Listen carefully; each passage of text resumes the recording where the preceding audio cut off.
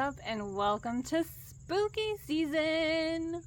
Woo! Woo!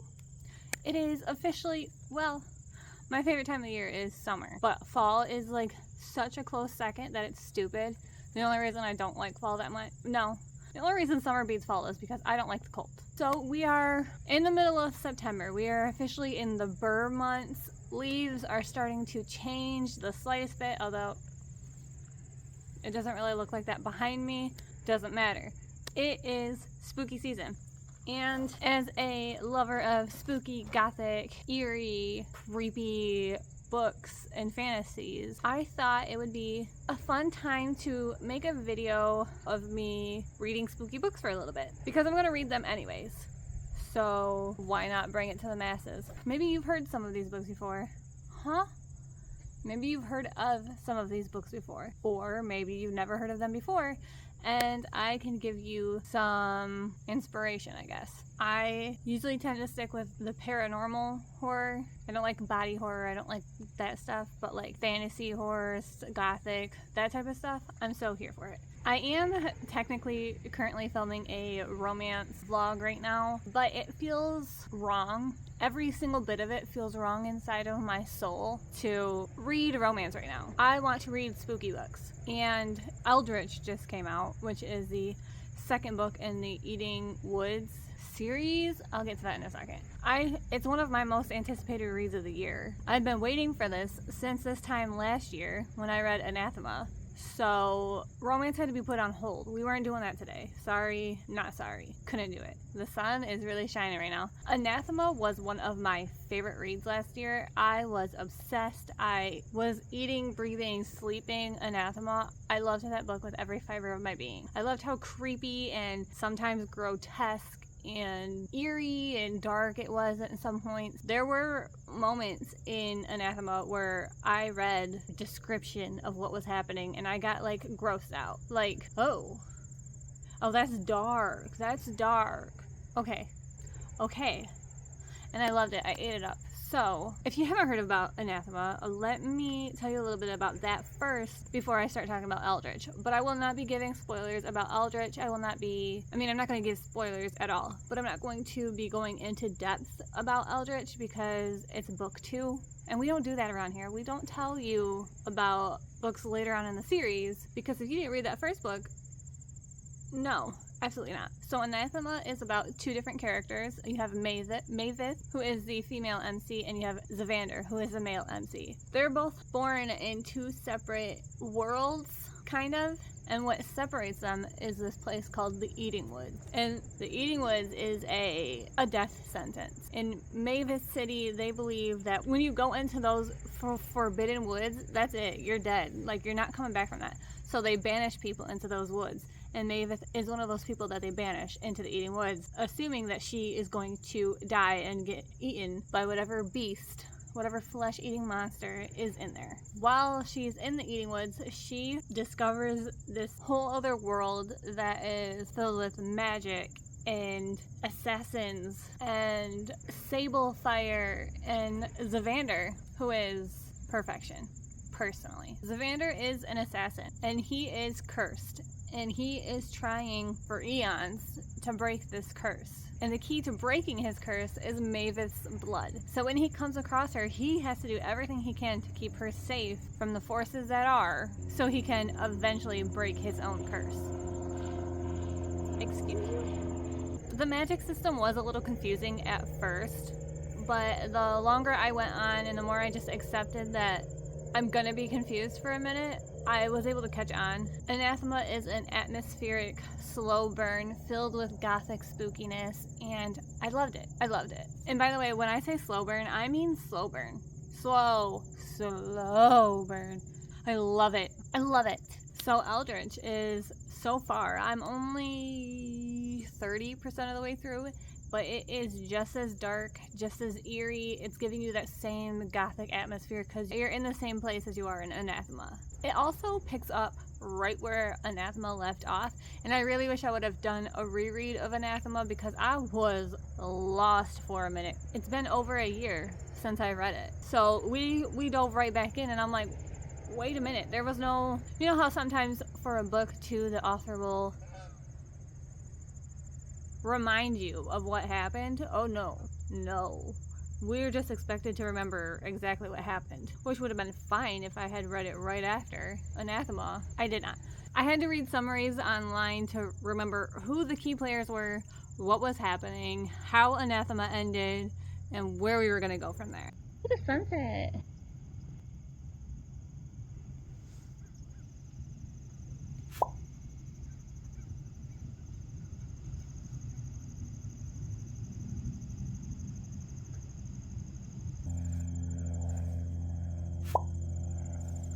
He's back.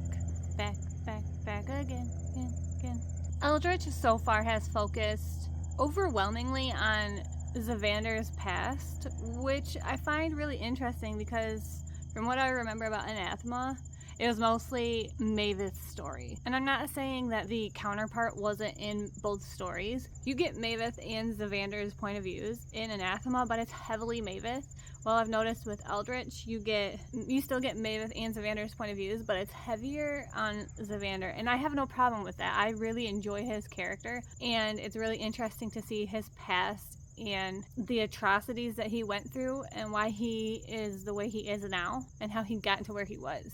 My heart breaks for that man, to be honest. Whereas where Mavis is concerned, I can't remember exactly how I felt about her. I remember mostly enjoying her character, but in this one so far, I wish she would have more confidence or backbone or something. I really want to say what I want to say, but it would be a spoiler, and I'm not going to do that. That is where I am with Eldritch. I'm also listening to an audiobook that's giving cozy mystery. That is Chaos at the Lazy Bones Bookshop. Or is it Lazy Bones Bookstore? I don't know. So this book is set in a Halloween Town-esque town. But like legit. Like imagine Halloween Town on Disney Channel, but with humans. Because everything is centered around Halloween. I would like to live there, actually. It sounds like a fantastic time to me. I love Halloween. The plot of the story is there is a murder. And the female main character, Bailey, gets pinned for the murder. She's the number one suspect. Cops believe it's her. I don't know why because I haven't gotten there. And that's not a spoiler. It's literally the synopsis of the book.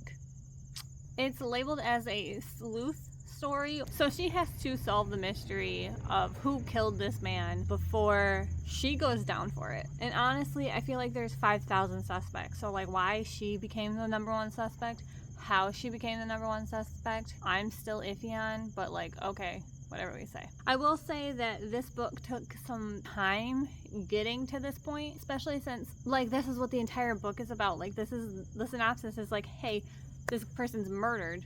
You're blamed for it. And yet it took us like 30% of the book to even get to the murder. And I just feel like that took longer than necessary. I feel like there could have been less extra stuff at the beginning, but I feel like the author was just painting the vibes of the town and trying to get you into that like Halloween, cozy, spooky, cutie little town spirit. That's the only thing that I can think of. And then also, by the way, I am now 60% of the way through that book, and it's been 30% since the person died, and literally nothing has happened besides the fact that the detective is like kind of starting to point the finger at her. So it's a very slow moving book, and it seems like it's probably going to feel like it's longer than it needs to be, but I guess I'll find out the longer I listen. I don't know, that's where I'm at right now. There's so many spooky, gothic, I feel like I've said spooky way too many times, but there are so many books in those genres, horror, paranormal, like I don't even know what to pick up to read, but I want to read all of them. And I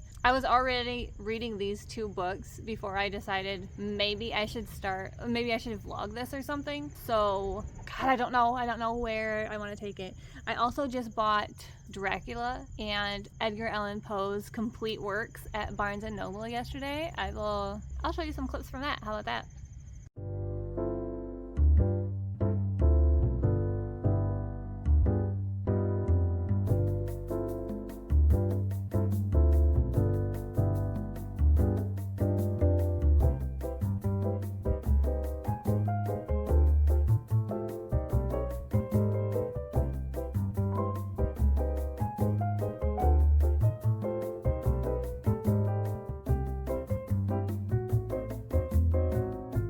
So I bought those two things. They are tombs. But they are things that I've always been interested in and intrigued in. In fact, I'm even going to an Edgar Allan Poe Speakeasy in a couple weeks. That could be fun. That could be fun to vlog. If you flash me, I'm contractually obligated to flash you back. How can you say that I am mad? Listen and observe how calmly. And misery would soon follow foot. And when he was about 18 years old, his foster mother, Frances Allan, also fell ill to a nice disease we call tuberculosis. Yes. During this wild tale I am about to tell, I neither expect nor solicit belief. And today I merely wish to unburden my soul. Knock on the door, every scratch on the window, every flutter of a wayward bird's wing can give hope. And how it can feel to have that hope ripped from you. My friends, hold tight to your loved ones. You never know how much time you have with them. My friends, give a nice warm round of applause for the Raven. Once upon a midnight dreary, suddenly I heard tapping. Then half an hour. When Prospero had succumbed to the Red Death, and he whisked him off to a palace far away. I don't know. We'll find out what I get into. I want to read Something in the Walls, The Familiar, Slewfoot. God, I have so many books. That's not even including like the witch-centered books or paranormal books. I have a couple of H.P. Lovecraft's short stories. There's so many options. I love it. I love it, and I don't know where to go from here. I don't know where I should start, but I guess I will carry on with these two books for now. It feels every type of wrong to be filming a spooky read, spooky vlog video in bright daylight, in sunshine skies, but that's what I have. I finished Chaos at the Lazy Bones Bookshop. Why can I not remember what the heck the title is? I give it 2 stars. I was bored.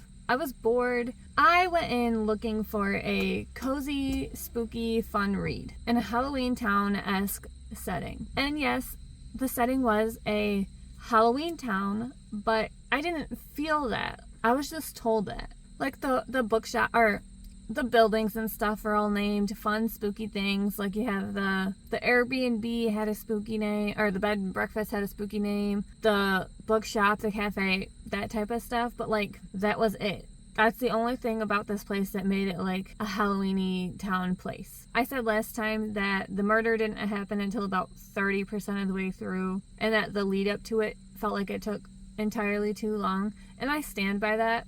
I also stand by the fact that you don't find out who the killer is until the last 10 minutes of the book. 10 minutes.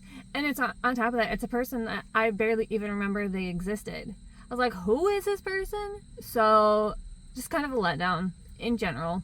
Maybe good for like younger kids reading about a murder. Like, I don't know, preteens or, you know, stuff, a younger demographic looking, what are words today? My brain's not here. Looking to get into murder mystery sleuth type books, because I was bored out of my mind. There was not much happening. The whole thing was boring to me.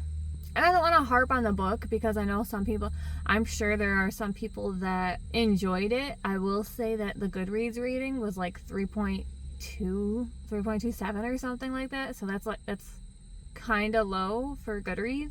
So I should have known going in, but I didn't want to let Goodreads influence me, because sometimes people hate a book and I'll go in and I'm like, that was not that bad. I enjoyed it, actually. This is not one of those cases. So 2 stars for Chaos at the Lazy Bones book, whatever it's called. I also decided that I want to give the classics a go. Besides high school and whatever we're forced to read there, the Iliad, Odyssey, whatever, I didn't do the reading anyways as it is. I've never read classic things, and I just think as a self-proclaimed horror gothic girly who likes the dark and macabre, the fact that I haven't read Edgar Allan Poe or H.P. Lovecraft or Bram Stoker is absurd. It's absurd and it's wrong, and can I really claim to be a gothic spooky girl if I haven't read the masters? I do prefer modern things though. I hate historical anything. I hate anything that's old, like besides people and stuff, or architecture. I like that, I guess, but like I hate older time settings. I hate it. I do not like it. I was 1000% born in the right moment. I'm not one of those people that's like, oh, I wish I was born in 1800s. I was born in the wrong time period. I wasn't. I was not. I was born exactly when I was supposed to be. Thank you. Absolutely miss me with that stuff. Absolutely not. No. So I have a couple of H.P. Lovecraft short stories. I have The Festival and The Shunned House, and I'm going to listen to those and see how I feel about them. Because I know who H.P. Lovecraft is. I know like the Lovecraftian style and stuff, but all I really know is Cthulhu. So we'll see. Okay, it's been a few days, and I have to say I feel like I'm doing autumn right. Like, I feel like I'm doing fall correctly. So far. It's still very, very, very early. But I went and saw The Conjuring in theaters. Probably the first movie I've seen in theaters in well over a decade. Sick. I've got my spooky music going, but I've got that stuff going 24/7 because my entire rotation pretty much is Ice Nine Kills, Bad Omens, and Sleep Token with ATs. But you know what? Actually, ATs, they are the Halloween kings. Well, there's also Vicks. You know what? Unrelated. So far unrelated, it's actually ridiculous. Moving on. So I listened to 2 H.P. Lovecraft short stories. I listened to The Festival and The Shunned House, and he did give me the dark, spooky atmosphere that I wanted. I even said that in a review. The Festival is one of his earlier works, I believe, and it's very short. It was like 24 minutes long to listen to. Nothing. But it is eerie and spooky, dark. A brief synopsis of what that was about. A man travels home during Yuletide to visit his family, and he stumbles across a parade-esque thing, as well as the Necronomicon. Why does it not sound right when I say it? Anyway, he descends into madness afterward. I only rated them on Goodreads because, I don't know. I gave it 3 stars. It's just so short. It's so short. I literally blinked it was over with. But it did give me the dark atmosphere that I wanted. The Shunned House, on the other hand, is a story about a creepy old decaying house that houses something horrifying in the cellar. What is it? Who knows? And 2 men, I believe it was an uncle and his nephew, are doing paranormal investigations on this house because it has a bunch of unexplained deaths and illnesses. So it's giving off cursed vibes. That one was a little bit longer. That one was about an hour and 20-ish minutes. I don't know.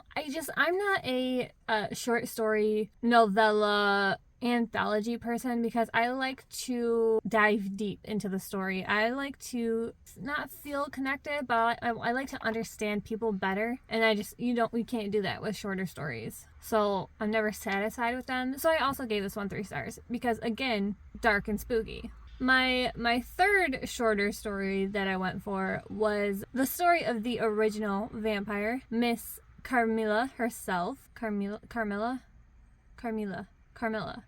Was it Carmilla? Carmilla. God, it was like 3 days ago. Why can I not remember Carmilla?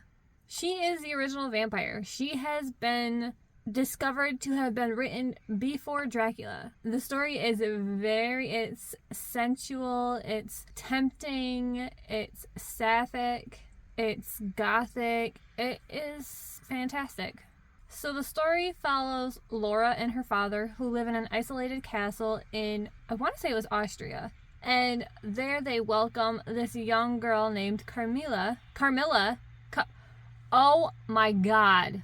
See, this is the issue, because I also listened to this, and the whole time they were saying Carmilla, but they're also saying the name Milacek? Something like that. And so I was like, so shouldn't it be Carmilla? Whatever. Carmilla. So they welcome her into their home. And then after that, Laura starts experiencing nightmares, and she's growing weaker and weaker by the day, and villagers nearby are perishing. I wonder why. So yeah, that was fun. I've never read Dracula, which is kind of crazy. I own it. I just bought it. I buy a tripod and then I forget about its existence. So Carmilla is actually my first vampire, like OG classic vampire story. And I loved it. So that was a fun time. I think I also gave it 3 stars. 3, maybe I'll put my review. I am now listening to Blood on Her Tongue by Johanna van Veen. I read her book, My Darling Dreadful Thing. So good. I really enjoyed that one. And I'm only an hour and a half in so far with Blood on Her Tongue, and I love it. I love it so much. I think even more than My Darling Dreadful Thing, actually. So I'm excited to see where that goes. I hope that continues. What it's about, I guess I could tell you that. You might want to know. So, Blood on Her Tongue is set in the Netherlands in 1887, and it's about 2 twins named Lucy and Sarah. Sarah becomes sick after discovering this centuries-old corpse buried in her yard, and Lucy has come to her estate to try and take care of her sister and protect her sister so they don't send her to a lunatic asylum.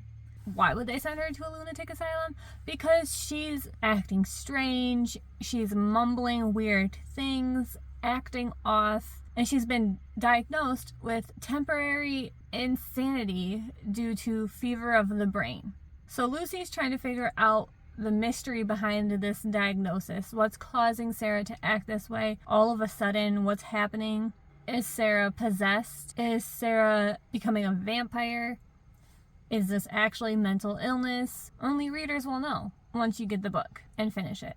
Sarah is married. That's spoilers. Never mind. This corpse that they found buried in the yard, and this is all in the synopsis.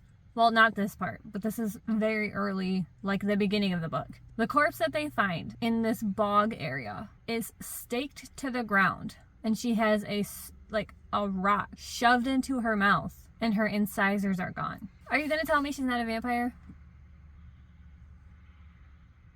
Are you going to tell me she's not a vampire? You're wrong. I mean, I can't fact check that, but that's what they did in the old days. Well, kind of. That's what some villages did in the old days when they thought people had were vampires. They staked them in their ground. I don't know. I'm enjoying it so far. We shall see. I should also actually give an update on Eldritch while I'm here. I'm 58% of the book, and while I'm enjoying every second of it, I feel like it's 800. I mean, it is. I think it's like 600 to 800 pages. I don't remember the page count, but it feels like it. I can't keep doing these long ass books. I think I'm on my 3rd one in a month. But I am enjoying myself. Nothing has changed. Nothing. We're progressing very slowly in the present tense. Almost nothing has happened, but we're flying through the centuries that Zavander was imprisoned in his past. I really have nothing else to say about that. I'm enjoying myself. It does feel like it's taking forever. I feel like I'm reading a lot of pages, and then I look and it's like, oh, you read 8% of the book, and I'm like, what? There's no way you can't tell me that wasn't 20% of the book. But I'm also trying to soak it in. So I'm just not going to complain. I'm not going to complain any more than I already have. Okay, so Blood on Her Tongue is split into 3 different parts, and I just finished part 1.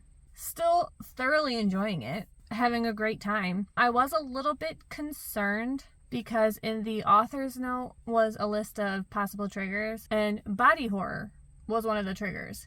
And I don't like body horror at all. And so I was a little bit concerned about that, but so far, through part 1, there's only been one instance where I've been like, what the fuck? What the fuck? What the fuck? That would be Lucy. She had a dead person's skin in her hands. Thin, translucent skin, not a chunk or something like that. Just a thin strip of it. Don't ask why. Read the book. And for some reason beyond my comprehension, she puts it in her mouth. She put it in her mouth. Under her tongue. What? Why? Why would you do that? Why? That was my exact reaction when it happened. Because what are you talking about? Why? I'm so good. Other than that, nothing too bad yet. Well, somebody did kill themselves by stabbing, like, hitting their head a bunch of times and then stabbing themselves in the eye with a pen, but that didn't really bother me, so. Somebody just described Lucy as the loyal twin sister. Babe, are we sure? Are we sure she's so loyal? Are we positive she's so loyal? Huh? Me at the random Michigan mention? I swear to God, I don't know. I love it. But there's just, Michigan gets mentioned in a lot of books just out of pocket all of a sudden. Because why is this book set in the Netherlands in 1887? And we got a Michigan. Michigan didn't even get established until like 1836. Wild. So an update on Blood on Her Tongue. I keep seeing people say that this is the equivalent of If I Were a Worm, Would You Still Love Me? And I was like, how? Why? Like, how are you getting that? I was so confused. Also, just because I think the worm thing is stupid. But regardless, I digress. I'm sitting here and I'm like, I literally just heard it last night. Whatever. Okay. And so I'm listening to it. I'm 65% of the way through now. I understand completely, actually. Huh. Interesting. Okay. So I am thoroughly enjoying this book more than I ever thought I was going to be honest.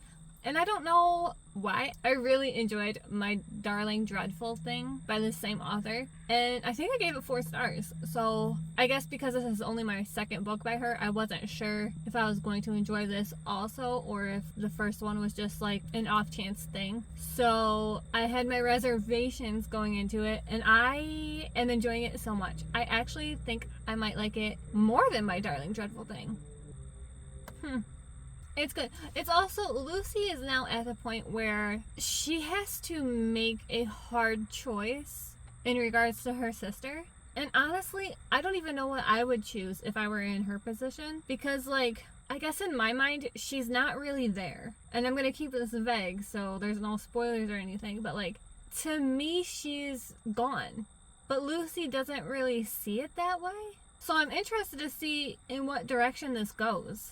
I am hoping to finish Eldritch and Blood on Her Tongue today, so wish me luck, because I got 4 hours, that's my entire shift, and I've made myself important, so that's going to be difficult, but here's to hoping. Okay, so I just finished Blood on Her Tongue, and I have to say, how do I feel about it?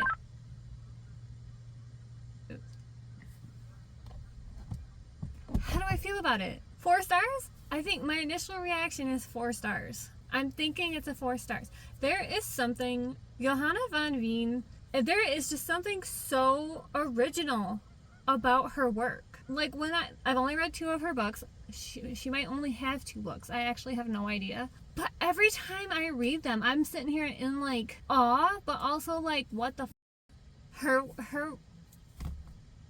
books are just, they transport you to this world. And she has a way of putting you in this like eerie, macabre atmosphere. And you love it, but you hate it. Personally, I only hate it because I hate how women were treated in the past. I hate it with every fiber of my being. So I don't like those parts of the books. They're just sisters. They're just girls. They're just girls who are sisters who are doing what sister girls do. Huh? I don't know. I really enjoyed it. I had a good time. I think it was a perfect book to read during this season. I've already recommended it to a couple of people. I'm on a timer, so like my mind's going blank, you know? I gotta do stuff in a little bit. So I really like how she could just make everything feel so dreary and dreadful. And I will say this one, we talked about the body horror, right? It's really just with eyes. So if you have an issue when it comes to eye body horror, good luck. There are 2 instances that had me like, oh, yeah, you know, especially the one at the end. Oh, I don't like body horror. It's so gross. So, yeah, it's getting dark here. It's really dark, actually. So I don't know if this would help. Did that help? Did it make it worse? I don't know. Blood on Her Tongue, 4 stars. And I'm gonna try to finish Eldritch now. Please let me finish Eldritch. Okay, I'm almost done with Eldritch. You don't understand. Okay, this book is a tome. It don't look like a tome because it's on Kindle. But let me tell you, this thing is over 600 pages. And I've been reading it. I just did the math. Well, it's been 19 days since I started it. And I didn't read for 4 of those days. So I've been reading this for over 2 weeks. And I'm ready for it to be done. It's not that I'm not having a great time. I am enjoying it. I adore Zavander and Maeve. Well, Maeve sometimes gets on my nerves. I adore them. It's not that I'm having a bad time. It's just I'm tired. I need some like a couple 200 or 300 page books.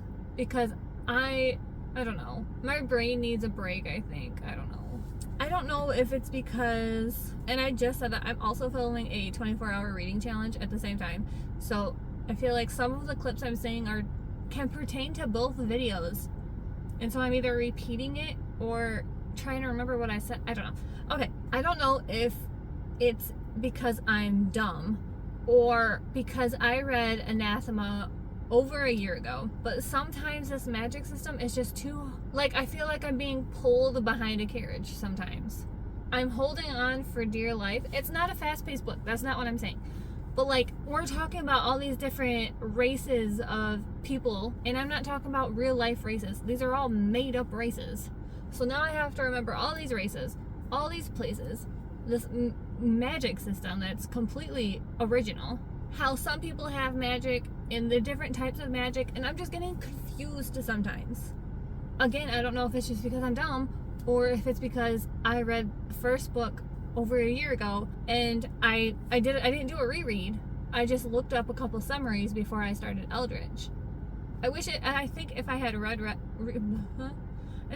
reread Anathema before going into Eldritch, I would have been better off. But as soon as it started, I'm like, I don't remember what you are. I don't remember what that is. And it comes with a glossary. Thank God that I have downloaded on my phone. Sometimes I'm just like, I don't know what's happening, but I'm gonna rock with it. So I have 40 minutes left. And I'm so excited to read it and finish it, and then I can be done with this video, even though I only technically read 2 books, but I did read 3 like novellas and short stories. I don't know. My brain's not here anymore. I don't know. I need something like stupid easy. Also, you know anything about a fairy hunter's guide for the recently undead? Because it sounds intriguing. The title sounds intriguing. Anyways, I'll stop putting it off and I guess I will read and finish Eldritch. I finished Eldritch. I really don't know what to say. Except for the fact that the 3rd book doesn't even come out until probably late 2026. So it probably a year from now. Doesn't even have a name. I'm really just over certain characters, certain generals. I don't know. I finished Eldritch. Did I finish Eldritch or did it finish me? I don't know. So where do I even start with it? Well, it turns out, remember how I said it was over 600 pages? No, ma'am. It's almost 800. 800. It's 770-ish. No wonder it felt like it was taking me 800 years to read it. Thank God it wasn't just me. Ever since I finished it, I feel like I've been fighting for my life. It feels like I was punched in the chest. It feels like I have cement blocks weighing my shoulders down. I don't want to read anything. I saw somebody that I'm friends with on Goodreads. In her review, she said this was a slow descent into a sequel. And I just think that was slow descent on its own was worded so perfectly because that's how this entire book felt. It felt like a slow descent into madness, into dreariness That's the best way I can describe this book. The entire tone was dreary and sad and dark, which I love. And I just think that was showcased very well in this book. There were also a lot of references to life and death and light and darkness that I found multiple times throughout the book, but I didn't necessarily notice it while reading the book. I just noticed it when I was going through my quotes. And I just noticed I quoted a lot of stuff about light and dark and life and death. I don't know. I also know that Zavander was out here waxing poetry. That man, if you want a man who is he's just so down bad, but in the most beautifully haunting way ever, the things he said, I mean, 90% of the quotes I think that I highlighted were him speaking, were him just confessing his feelings. And it was just so beautiful and worded beautifully. Everything was beautiful. Wow. But back to the tone about light and dark, life and death. I realized that yes, those things are being dealt with throughout the story, but also it's just the overall theme of the entire book. It's people fighting for the good and for the light and for love and light. And it was so beautiful in a horribly haunting and sometimes eerie Eldritch way. I think this is a perfect book. Anathema and Eldritch are the perfect book to read for the spooky season, and I am just utterly heartbroken that book 3 doesn't even have a title yet. Like, that's how far out it is. Book 3 don't exist yet, and I'm just supposed to wait here and hang out? Really? I can't do that. I don't want to do that. Anyway, I don't want to say too much about it because this is a sequel book. It's the second book in a series or trilogy, and so I don't want to spoil anything, but I would say read it. I would say read them both. Anathema was one of my favorite reads last year. And Eldritch, I did give it 4 stars. That's not any fault of its own. I do think if I had read it back to back with Anathema, it would have been a 5-star. It would have. To me, I was too far removed from the story, unfortunately. Maybe someday, or maybe for the 3rd book, I'll reread Anathema and Eldritch so that 3rd book can really hit. I don't know. We'll see. So with the conclusion of reading Eldritch, that means this spooky vlog is officially over. But that does not mean that spooky season or spooky reading or spooky living is over. No, we still have, well, I do that most of the time, but we still have a month. 2 months actually, because I consider Thanksgiving spooky season still. Christmas isn't until after Thanksgiving. I am not one of those people. I will not. No, we don't need to be talking about Christmas until November 28th or whatever day Thanksgiving is. I don't know. Anyways, did a lot of fun things this vlog.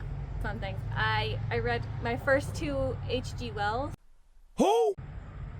short stories. I read Carmilla, the queen that she is. I hope you can't hear the cars. Why I decided to do this here is beyond me. I read Blood on Her Tongue. I read one of my most anticipated reads of the entire year on my 25 for 25, Eldritch. Love. I decorated for Halloween. It's spooky season, which I thoroughly enjoyed. Okay, the leaves are starting to change colors. You can see it in the tiniest bit. They're starting to yellow. Look at the leaves on the ground. It's time to spooky decorate. It's actually past time to spooky decorate. So some of our spooky decorations we have all year round. We've got the skeletons, the dragons, Charon and more dragons, more skeletons, the Grim Reaper, more dragons, some spooky books that I just got those at Barnes & Noble. Exciting. My little witch mugs. My cute little witchy cats. So these are up all year round. I also forgot my cool guy right here. Okay, so I spent 2 hours last night putting up Halloween decorations. I would show you my face on camera right now, but I look like Scuzzy, a Scuzz bucket. So I was just gonna show you what I've added, and then I'll show you what it looks like later on at night. We took down the Christmas lights and put up our little ghosty lights. And there's a little pumpkin in the window. Obviously, skeleton and dragons still hanging out. These are all Christmas lights too. We changed it out for purple lights. I added these little pumpkins. If you see, this is my cat's house. I just live in it, okay? So don't mind that stuff. Got a little mortuary, a haunted house, a little bone gazebo, and some pumpkins. Then a witch and a tombstone. I had a Grim Reaper. He broke. So a little pumpkin, little owl. Under the mantle has lights. Above the or behind the TV has lights. Those are always there. This looks the same except for we got our little skeleton snow globe-esque type thing. And I added a little tombstone down there. Get that cup of water is for my cat. Again, this is her world. We just live in it. A little leaf holder, cutie little pumpkin with a haunted house and a skeleton. We've got a couple more pumpkins right here. We just have outgrown our space. There is like just stuff everywhere.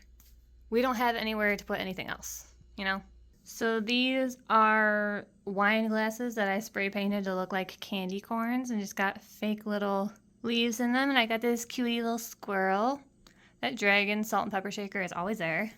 And then we've got some little like wooden apples down there that my cat enjoys eating. Here we just have string lights, and then our summer lights are still up, but these lights have little ghosties on them too. They're cute. And then we come to my messy bookshelf. I moved my dragon over and put up the little skeleton right there. Added 2 little signs that says come in for a bite and home is where the haunt is. Added 2 more cute little pumpkins. My witchy cats are still there.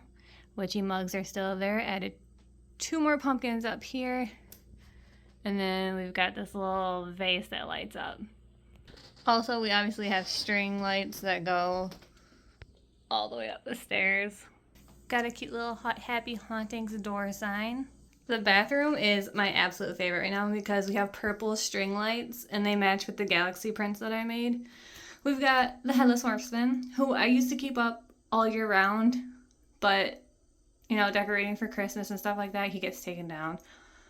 Some thorny branches, a cutie little skeleton, and a candle that I didn't make, but I burned it, causing the red wax drippings. There's a cutie little pumpkin hand soap. And then a little skull hand soap. Why do I need 2 hand soaps? I don't. It is what it is. I also have a ghosty upstairs that has like the same cutie face as him, but that's all I have upstairs. In the kitchen on the microwave, I have a spooky witch and her boo haunt here, and 'tis the season to be spooky. I also have a spiderweb bowl that I use to put like apples and stuff in. And then owl salt and pepper shakers and a little pumpkin. And I don't even remember buying this, but it's super cute. It says let's go ghouls. And then we just have orange lights around the window.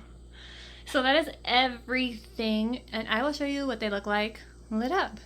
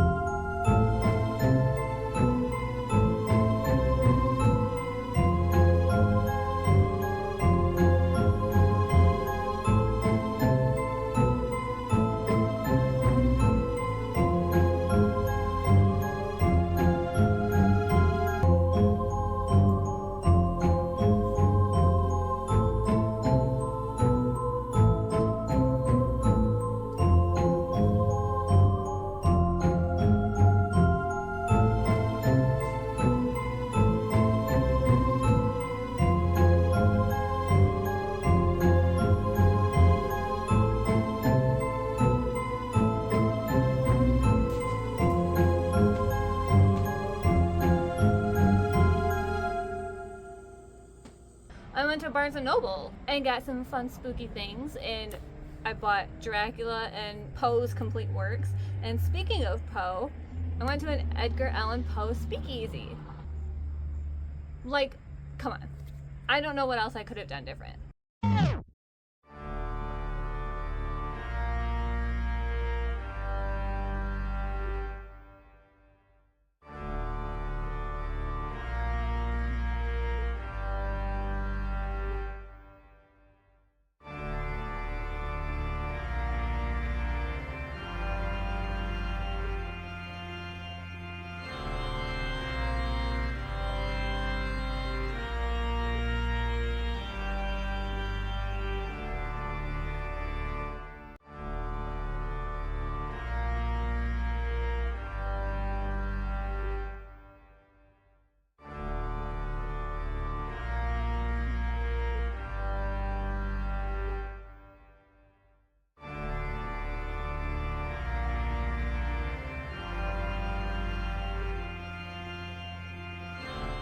But thanks for watching. I hope you guys enjoyed. I hope we are thriving in this spooky season. And I hope we all have a great day. Bye.